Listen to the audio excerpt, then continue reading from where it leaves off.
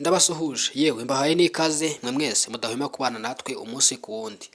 Hano wisanze nimba uri mushyashya ni Taifa Rwanda, weho dusanganywe tubana ndagushimiye cyane. Aho tugeze uyu munsi wa none turabikesha wowe kubera yuko uradushyigikira umunsi ku wundi. Magingo aya ngaya rero tugiye kugaruka ku kiganiro gitoya cyangwa se ku nkuru ntoya ngufi ndetse irimo n'amagambo make.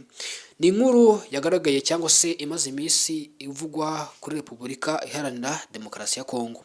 Cyane cyane ariko twibande ku burasirazuba bwa Kongo, aho hari kubera imirwano idasanzwe. Iyi mirwano kandi ni imirwano imaze igihe kitari gito, gusa muri iyi minsi ya none yafashe indi ntera. Aho amakuru agaragaza ko imirwano mu gace ka Rubaya aha ni muri Kivu ya ruguru wegera umujyi wa Goma. Muri aka gace ingabo za FARDC bivugwa yuko zakoze ibyaha twakwita iby'intambara, aho zohereje drone maze zikarasa mu baturage. Abaturage b'inzirakarengane bahasiga ubuzima. Biri mu bintu n'ubundi byagaragaye neza ko ari ubunyantege nke bw'igisirikare cya Kongo, yewe n'abandi bafatanya barimo nka FDLR ndetse na Wazalendo n'indi mitwe itandukanye itwara igisirikare, ariko n'ubundi yiganjemo insoresore zidafite imyitozo ya gisirikare.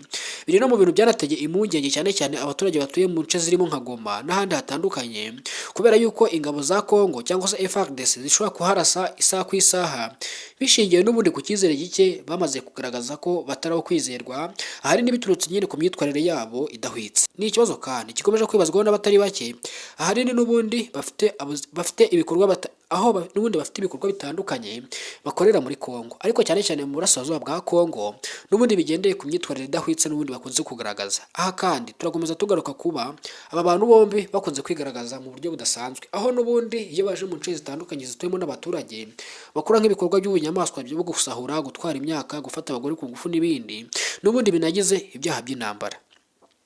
Igisirikare cya Kongo kandi FARDC ni igisirikare kimaze kugaragaza intege nke, ahanini bishingiye nyine ku myitwarire yabo. Imyitwarire yabo idahwitse ntabwo ikigaragaza nk'igisirikare cya leta cyangwa se igisirikare cy'igihugu, kuko abarebera mu ijisho rya politike bavuga yuko iki gisirikare n'ubundi ntabwo gitandukanye n'inyeshyamba, kubera yuko bamwe mu basirikare bakigize bakunze kuba kenshi na kenshi badafite n'imyitozo ihagije, yewe n'abayifite ntabwo bikoresha uko bikwiye, kuko bamwe muri abo basirikare n'ubundi buri wese abasamaye cyangwa se buri wese abashaka inyungu ze. Nshuti bakunzi mudasaba kubana natwe, hano wisanze ni Taifa Rwanda. Icyo usabwa ni ugukanda subscribe kugira ngo tujye tubana umunsi ku wundi, ukurikirane amakuru n'ibiganiro byacu. Njye nitwa